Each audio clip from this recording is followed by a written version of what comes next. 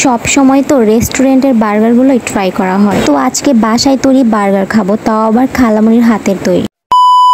তো hello everyone, কি অবস্থা সবার। আজকের ভিডিওটা হচ্ছে বার্গার পার্টি বা বার্গার রেসিপি যেটাই বলতে পারি। আজকে সন্ধ্যায় খালামুনিদের বাসায় বার্গারের ইনভাইট করেছিল। তারপর এই তো খালামুনিদের বাসায় এসে দেখি খালামুনি সবকিছু আগে থেকে রেডি করে রেখেছে। আর হ্যাঁ, কম বেশি সবাই সবসময় রেস্টুরেন্টের বার্গারগুলো ট্রাই করে থাকো। তো এখনো যারা বাসায় বার্গার বানিয়ে ট্রাই করো নাই, তারা একবার হলেও ট্রাই করে দেখতে পারো, অনেকটাই ভালো লাগবে। সবার টেস্ট তো আর এক না। আমার কাছে বাসার বার্গারটা সব থেকে বেশি ভালো লাগে, তাও আবার খালামুনির হাতেরটা। কারণ আমাদের বাসায় কখনো বার্গার বানিয়ে ট্রাই করা হয়নি, খালামুনিদের বাসায় বানানো হয়েছে। আর যখনই খালামুনি বার্গার বানাতো আমাদেরকে ইনভাইট করতো। এমনি নর্মালি সবারই রেস্টুরেন্টে বার্গার খাওয়া হয়ে থাকে। রেস্টুরেন্টের খাবারের মধ্যে আর বাসার খাবারের মধ্যে অনেকটাই তফাৎ হয়ে থাকে, কারণ বাসার খাবারগুলো সবসময় ফ্রেশ ভাবে করা হয়ে থাকে। তারপর যাই হোক, খালামুনি সবগুলো বার্গার ভালোভাবে বানাচ্ছিল।